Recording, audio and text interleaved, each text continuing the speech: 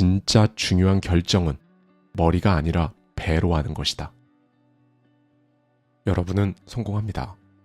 여러분이 그걸 원했기 때문이죠. 안녕하세요. 하와이 대저택입니다. 네, 여러분 혹시 이런 기분 느껴보신 적이 있으신가요? 이른 아침 알람 소리에 힘겹게 눈을 떴는데 창밖은 아직 푸르스름한 새벽빛에 잠겨있고 도시의 소음이 서서히 밀려오는 그 찰나의 순간 문득 거울 속에 비친 내 얼굴을 보며 뭔가 꽤 낯선 위기감을 느껴본 적 말입니다. 나는 지금 내 인생을 살고 있는 건가? 아니면 누군가가 써준 대본을 읽으며 연기를 하고 있는 건가? 우리는 매일 10,000원 지하철이라는 거대한 금속 상자에 몸을 싣고 어딘가로 실려갑니다. 누군가 정해놓은 시간에 밥을 먹고 누군가 정해놓은 규칙에 따라 고개를 끄덕이고 월급이라는 이름의 디지털 숫자가 통장에 찍히기를 오매불망 기다리는 삶. 우리는 이것을 현실이라고 부르고 안정이라고 표현합니다. 하지만 어쩌면, 아주 어쩌면 말이죠. 이것은 우리가 집단으로 걸린 거대한 최면일지도 모릅니다. 마치 보이지 않는 투명한 감옥 속에 갇혀 있으면서도 자신이 갇혀 있다는 사실조차 인지하지 못하는 플라톤의 이데아론에 등장하는 동굴 속 사람들처럼 말이죠. 오늘은 그 견고한 최면에서 깨어나는 법, 아니 그 감옥의 벽을 허물고 진짜 세상으로 걸어 나가는 법에 대해 이야기해보려 합니다.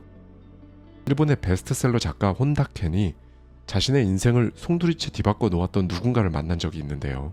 바로 미국에서 만났던 게러라는 이름의 유대인 대부호입니다. 그리고 그들의 대화가 고스란히 기록되어 있는 책 20살에 만난 유대인 대부호의 가르침에 담겨있는 인사이트를 가져오려고 합니다. 특히 오늘은요, 미리 말씀드리지만요, 정말 흔한 이야기들 있잖아요. 이를테면 좋아하는 일을 해라, 돈을 아껴 써라, 긍정적으로 생각해라 같은 뻔한 위로를 건네려는 것이 아닙니다. 우리가 알고 있던 상식을 완전히 뒤집어 엎고 돈과 행복 그리고 성공이라는 거대한 퍼즐을 물리학적이고 철학적인 관점에서 아주 냉철하게 재조립해보려 합니다. 그럼 시작해보겠습니다. 돈은 차가운 물질이 아니라 뜨거운 감정의 응축체다. 네, 우리는 흔히 돈을 차가운 금속 동전이나 뻣뻣한 종이 조각 혹은 스마트폰 뱅킹 앱에 적힌 차가운 디지털 숫자로 인식합니다. 물리적인 실체라고 믿지요. 그래서 돈을 더 많이 가지려면 더 많이 일하고 더 많이 아끼고 남들보다 더 빨리 움직여서 쟁취해야 한다고 생각합니다. 마치 사냥꾼이 사냥감을 쫓듯이 말이지요. 하지만 유대인 대부호 게러시의 관점은 우리의 상식을 완전히 파괴합니다. 그는 혼란스러워하는 청년 켄에게 이렇게 묻습니다. 자네는 돈의 정체가 도대체 무엇이라고 생각하나? 켄이 머뭇거리며 대답하지 못하자 게러시는 섬뜩할 정도로 날카로운 이야기를 던집니다. 돈은 곧 누군가의 감정이 굳어진 것이지. 이게 도대체 무슨 말일까요? 돈에 감정이 있다니. 하지만 가만히 아주 깊이 생각해보면 이 말은 부정할 수 없는 진실입니다. 돈은 교환의 수단이기 이전에 사람과 사람 사이를 흐르는 에너지의 전도체니까요. 여러분이 편의점에 들어가 1,500원짜리 생수 한 병을 산다고 가정해보겠습니다. 여러분은 단순히 H2O라는 화학 성분의 액체를 사는 것이 아니죠. 목이 마르다는 고통을 해결하고 싶다는 욕구, 그리고 시원한 물을 마셨을 때 느껴지는 상쾌함, 안도감. 네, 여러분은 그 느낌, 그 감정을 사기 위해 기꺼이 지갑을 여는 것입니다. 즉, 돈은 감정이 이동하는 통로인 셈이지요. 이 개념을 좀 더 깊이 이해하기 위해 우리는 비즈니스맨이 아닌 한 예술가를 떠올려 볼 필요가 있습니다. 바로 전 세계 대중음악계에 살아있는 전설, 프로듀서 릭 루빈입니다. 그는 힙합, 메탈, 컨트리, 팝, 장르를 가리지 않고 아델, 에미넴, 제이지 같은 당대 최고의 슈퍼스타들과 작업하며 수천만 장의 앨범을 히트시킨 정말 그야말로 거부입니다. 그런데 그의 작업 방식은 굉장히 특이했죠. 그는 스튜디오에서 맨발로 나타나서 소파에 누워 눈을 감고 음악을 듣습니다. 악기를 연주하지도 않고 복잡한 믹싱 콘솔 기계를 만지지도 않습니다. 심지어 가수들에게 이 앨범이 얼마나 팔릴지, 라디오에 얼마나 많이 나올지는 절대 생각하지 말라고 경고합니다. 상업적인 성공을 목표로 삼는 순간 예술은 죽어버린다고 믿기 때문이죠. 그렇다면 그는 도대체 뭘 하는 걸까요? 그는 오로지 울림에만 집중합니다. 가수가 자신의 내면 가장 깊은 곳에 있는 영혼을 토해내어 만든 그 소리가 듣는 사람의 가슴에다 감동이라는 전율을 일으키는 그 찰나의 순간을 포착하는 데 목숨을 거는 거죠. 그는 말합니다. 우리가 만드는 것은 물건이 아니라 느낌이다. 놀랍게도 그가 이렇게 상업성을 철저히 배제하고 오로지 순수한 감정의 울림에만 집중했을 때 세상은 그 결과물에 열광했습니다. 사람들은 그의 음악을 듣고 울고 웃고 위로받았으며 그 감정의 대가로 기꺼이 지갑을 열었던 것이죠. 분명히 릭 루비는 돈을 쫓지 않았습니다. 그저 거대한 감정의 파도를 일으켰고 돈은 그 파도에 실려 자연스럽게 그에게 밀려온 것이죠. 유대인 게러시가 말한 돈은 감정이다 라는 말은 바로 이런 현상을 뜻하는 것입니다. 이 메커니즘을 이해하지 못하면 우리는 평생 돈을 쫓아다니는 피곤한 사냥꾼 신세를 면치 못할 가능성이 높아요. 반면에 이 비밀을 깨달은 사람은 돈을 흐르게 합니다. 사람들의 불안을 해소해주거나 사람들을 깊이 감동시키거나 누군가를 진심으로 기쁘게 만들 때 그 긍정적인 감정의 에너지가 돈이라는 물리적인 형태로 치환돼서 나에게 들어오는 것이죠. 베로시가 말하는 행복한 부자란 단순히 통장 잔고의 숫자가 높은 사람이 아닙니다. 세상에 긍정적인 감정의 파동을 일으켜서 그 작용과 반작용의 법칙으로 부를 얻는 사람들이죠. 마치 고요한 호수에 돌을 딱 던지면 물결이 밖으로 퍼져나갔다가 다시 중심을 향해 돌아오는 것과 같은 이치입니다. 지금 여러분이 하는 일은 어떻습니까? 여러분은 타인에게 어떤 감정을 전달하고 계신가요? 불안인가요? 아니면 안도감인가요? 짜증인가요? 아니면 기쁨인가요? 여러분이 세상에 내보내는 그 감정의 질이 곧 여러분이라는 사람의 돈그릇, 즉 통장의 크기를 결정한다는 사실 잊지 않으셨으면 좋겠습니다. 사회라는 거대한 매트릭스를 해킹하라. 게러시는 청년 켄에게 매우 냉소적이면서도 지극히 현실적인 지적을 합니다. 대부분의 사람들은 사회라는 시스템의 톱니바퀴가 되기 위해 철저하게 교육받는다. 우리는 학교에서 12년, 아니 대학까지 포함하면 16년이 넘는 시간 동안 정해진 정답을 맞히는 법을 배웁니다. 출제자가 낸 문제의 의도를 파악하고 그 의도에 맞는 답을 골라내야만 칭찬받고 좋은 점수를 받습니다. 하지만 사회에 나오는 순간 우리는 거대한 벽에 부딪히며 깨닫게 되죠. 인생의 진짜 문제들에는 사실 정답이 없다는 것을 말이죠. 그런데도 우리는 여전히 습관처럼 누군가가 내 인생을 채점해 주길 기다리고 누군가가 나를 승진시켜 주길 기다리고 누군가가 나에게 월급을 주길 기다립니다. 이것은 마치 서커스단의 코끼리가 어릴 때부터 발목에 묶인 아주 얇은 밧줄에 길들여져서 어른이 되어 밧줄을 끊을 힘이 충분히 생겼음에도 불구하고 도망칠 생각을 하지 못하는 것과 똑같습니다. 유대인 대부호의 가르침 중 가장 핵심적인 메시지는 이것입니다. 진정으로 자유로워지려면 서비스를 받는 쪽이 아니라 서비스를 제공하는 쪽으로 무대의 위치를 옮겨라. 네, 단순히 창업을 하라는 말이 아닙니다. 관점을 이동시키라는 것이죠. 관객석에 앉아 무대의 배우들을 보며 박수치면서 부러워하는 삶을 멈추고 직접 무대 위로 올라가 주인공이 되거나 아니면 아예 새로운 극장을 짓는 설계자가 되라는 것이지요. 여기 사회가 정해놓은 규칙을 보란듯이 비웃으며 자신만의 룰로 거대한 성공을 거둔 한 남자가 있습니다. 바로 아웃도어 브랜드 파타고니아의 창업자 이본 슈나드입니다. 이 사람은 전형적인 톱니바퀴의 삶을 거부한 어찌 보면 바나나에 가까운 인물이었습니다. 그는 자신을 사업가라고 부르는 것을 싫어했어요. 자신은 그저 등반가이자 서퍼이자 대장장일 뿐이라고 말했죠. 그는 기존의 경영학 교과서에 나오는 이윤 추구의 법칙들을 모조리 어겼습니다. 직원들이 일하다가 창밖에 파도가 좋으면 언제든 서핑을 하러 가도록 근무 시간의 개념을 파괴했습니다. 이봐, 파도는 기다려주지 않는다니까 라고 말하면서 말이죠. 심지어 전 세계가 쇼핑에 열광하는 시점인 블랙 프라이데이에 뉴욕타임스에 전면 광고를 냈습니다. 자사의 재킷 사진을 큼지막하게 걸어놓고 이렇게 썼어요. 이 재킷을 사지 마세요. 상식적으로 생각하면 이 회사는 망해야 마땅합니다. 소비자에게 물건을 사지 말라고 광고하는 기업이라니요. 하지만 결과는 어땠을까요? 사람들은 그의 진정성에 열광했습니다. 환경을 위해 불필요한 소비를 줄이자. 그의 이 철학은 소비자들의 가슴을 울렸고 오히려 파타고니아의 매출은 폭발적으로 급증했습니다. 엄청나게 강력한 팬덤 수준을 넘어서요. 약간의 종교와도 같은 브랜드가 되었죠. 이번 슈나드는 사회가 강요하는 소비와 성장의 규칙 대신에 자신만의 철학이라는 새로운 룰을 만들었습니다. 그는 시스템의 부속품이 되기를 거부했고요. 스스로 시스템의 설계자가 되기를 선택한 겁니다.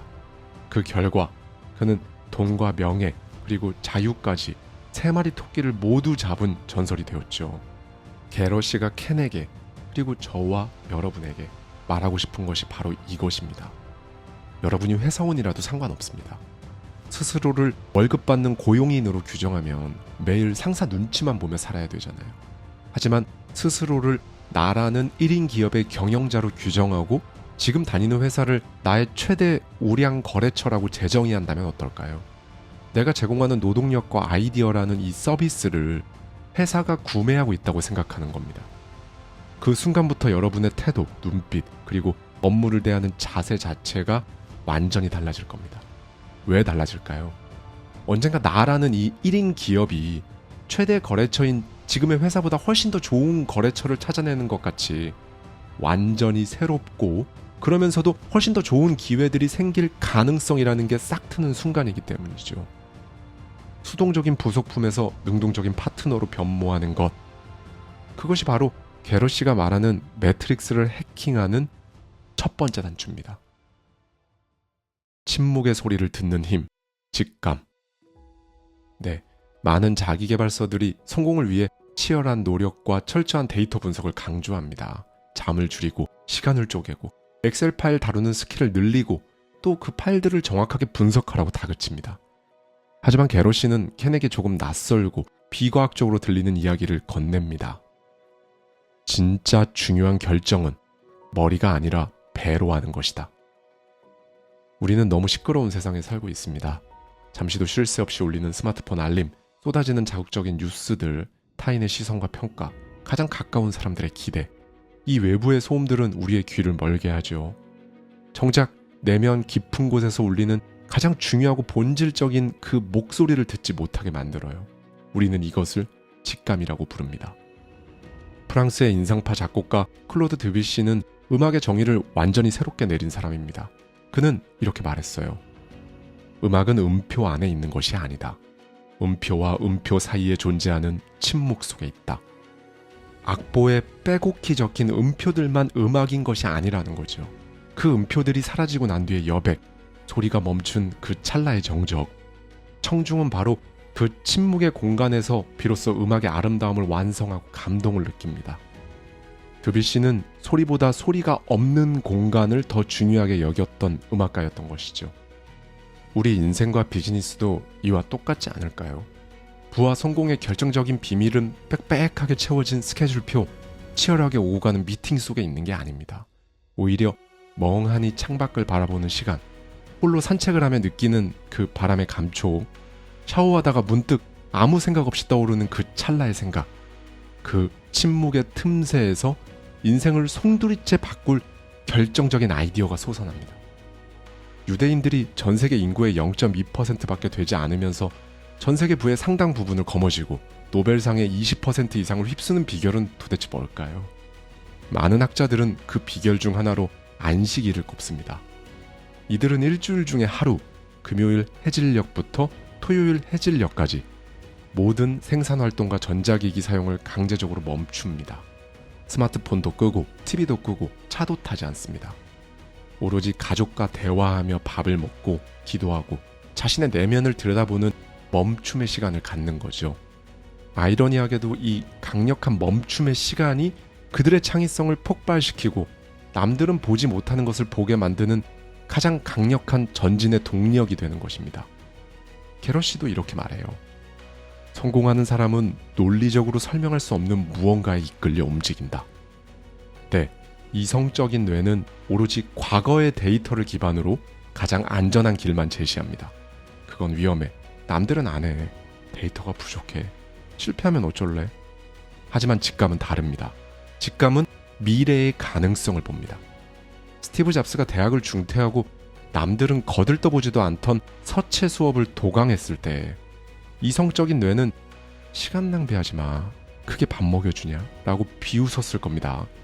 하지만 그의 직감은 이거 왠지 너무 아름답고 재밌어 보여 라고 속삭였죠. 그리고 10년 뒤 그 무모했던 점들이 연결되어 세상에서 가장 아름다운 서체를 가진 컴퓨터 매킨토시가 탄생했습니다.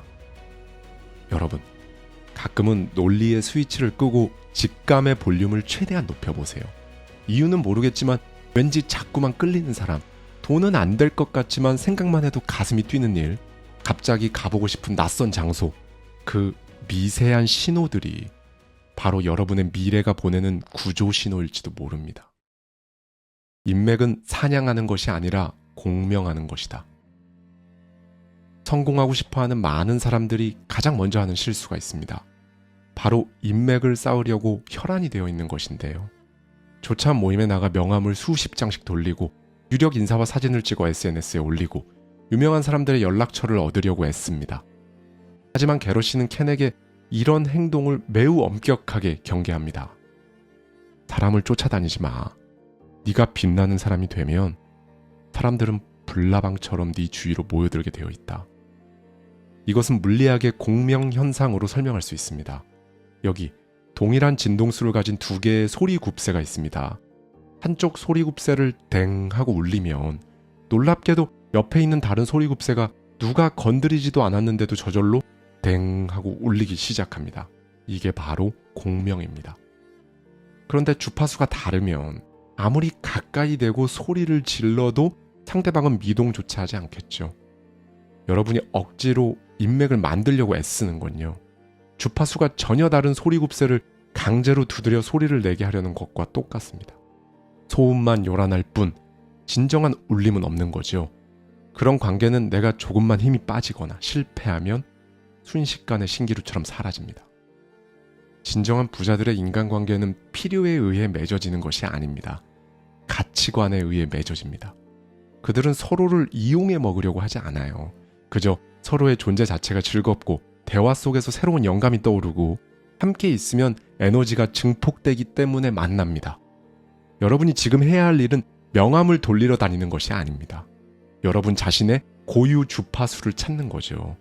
내가 진정으로 무엇을 좋아하는지, 어떤 가치를 목숨 걸고 지키고 싶은지, 그 색깔이 선명해질수록 비슷한 색깔을 지닌 진짜 내 편들이 신기하게도 여기저기서 한두 명씩 툭툭 나타납니다. 심리학자 칼 융은 이것을 동시성이라고 불렀습니다. 내면의 상태가 준비되었을 때 외부 세계에서 그에 걸맞는 사건이나 인물이 마치 마법처럼 나타나는 현상이죠. 게러시가 켄을 제자로 받아들인 것도 우연이 아니었습니다. 켄이 진심으로 자기 인생의 답을 찾고 있으니까 그 간절한 주파수가 게러시에게 닿았던 것이 아닐까요? 준비된 제자에게는 반드시 스승이 나타나는 법이니까요.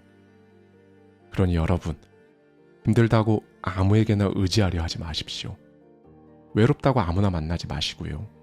고독의 시간을 견디며 자신을 갈고 닦는 그 침묵의 시간, 그 시간이 여러분을 강력한 자석으로 만들어 줄 겁니다.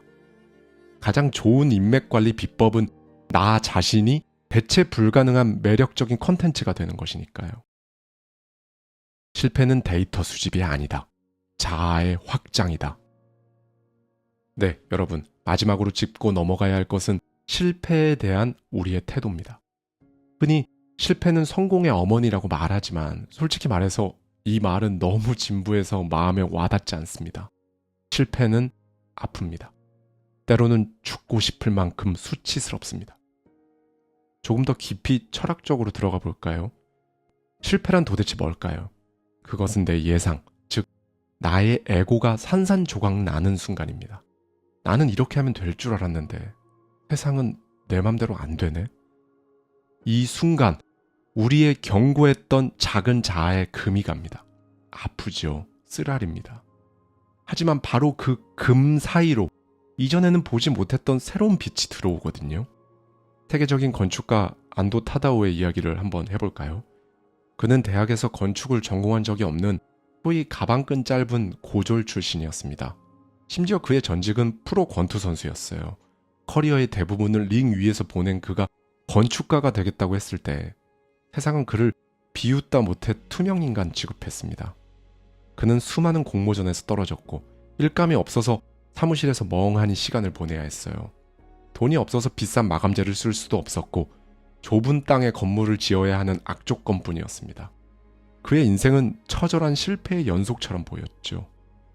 하지만 그는 그 결핍과 실패 덕분에 기존 건축학의 관습에 얽매이지 않을 수 있었어요. 돈이 없어 콘크리트를 그대로 노출시키는 노출 콘크리트 공법을 생각해냈고요. 전기가 들어오지 않는 어두운 공간에 자연광이 스며들게 했습니다. 그의 대표작 빛의 교회는 벽을 십자가 모양으로 뚫어서요. 외부의 빛이 쏟아져 들어오게 만든 걸작입니다. 이 작품을 통해 저는 안도 타다오라는 사람의 가치, 그리고 우리의 삶이라는 가치에 대해 한 가지 생각을 떠올려 봤습니다. 어둠이 짙을수록 그 작은 틈새로 들어오는 빛은 더욱 아름답다.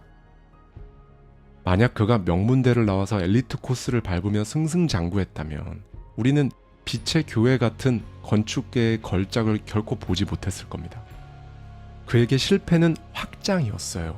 실패가 단순한 오답이 아닌 자신의 그 좁은 세계를 부수고 더 넓은 세계로 나아가기 위한 확장이었던 것이죠.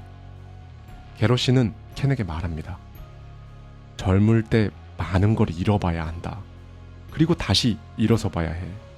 그 과정이 없으면 너는 그저 돈 많은 어린아이에 불과하다. 진정한 어른, 진정한 부자는 상처가 하나도 없는 매끈한 사람이 아닙니다. 상처가 암으로 생긴 울퉁불퉁한 흉터를 훈장처럼 지닌 사람이죠. 그 흉터는 그 사람이 세상과 치열하게 부딪혔다는 증거이자 타인의 아픔을 깊이 이해할 수 있는 공감의 통로가 되잖아요. 그러니 여러분, 실패를 너무 두려워하지 마십시오. 오히려 내 세계가 또 한 번 확장되려고 껍질이 깨지고 있구나 라고 생각하십시오. 껍질을 깨지 않은 병아리는 세상 밖으로 나올 수 없습니다. 여러분을 둘러싼 알을 깨는 그 고통, 그것이 바로 실패의 본질입니다. 당신의 인생은 당신이 쓴 각본이다. 미국을 떠나 일본으로 돌아가는 켄에게 게러시는 마지막 편지를 남깁니다. 그 편지에는 앞으로 유망한 주식 종목이나 사업 아이템 같은 건 적혀 있지 않았습니다. 대신 켄의 가슴에 영원히 꺼지지 않는 불씨 하나를 심어줍니다. 자네는 이미 훌륭한 사람이야. 자네의 인생을 신뢰하게. 앞으로 자네에게 일어나는 모든 일은 결국 자네를 위한 것임을 믿어야 해. 그렇습니다, 여러분. 우리는 가끔 인생이 우리를 공격한다고 느낍니다. 왜 나에게 이런 시련이 생길까? 왜 세상은 나에게만 이렇게 불공평할까? 하지만 관점을 조금만 높이 들어서요. 새의 눈으로 여러분 인생 전체를 조망해 본다면 그 모든 고난과 우연들이 정말 기가 막히게 연결되어 있다는 것을 알게 될 것입니다. 지금 여러분이 이 영상을 보고 계신 것도 그냥 우연이 아닙니다. 여러분이 기억하지 못해도 언젠가에 여러분이 했던 무의식적인 생각과 클릭으로 인해 유튜브 알고리즘이라는 현대의 동시성이 여러분을 이곳으로 이끈 것이니까요. 여러분의 인생은 여러분이 쓴 각본대로 흘러가고 있습니다. 지금까지의 전개가 마음에 들지 않았다면 펜을 들고 장르를 바꾸면 됩니다. 펜을 쥐고 있는 것은 바로 여러분 자신이고요. 여러분 외에 누군가 각본을 작성해주는 사람은 없습니다. 20살의 켄이 어느 날 우연히 유대인 대부를 만나 인생의 나침반을 찾았듯 오늘 이 시간이 여러분에게 작은 나침반이 되었기를 바랍니다. 낡은 지도는 이제 버리십시오. 남들이 가는 길을 곁눈질하며 부러워하지 마세요. 대신 내면의 나침반이 가리키는 곳으로 조금 두렵더라도 가장 우아하게 걸어가십시오. 그 길 끝에 여러분이 그토록 찾아 헤매던 자유롭고 행복한 미래의 여러분이 서 있을 겁니다. 감사합니다. 지금까지 하와이 대저택이었습니다.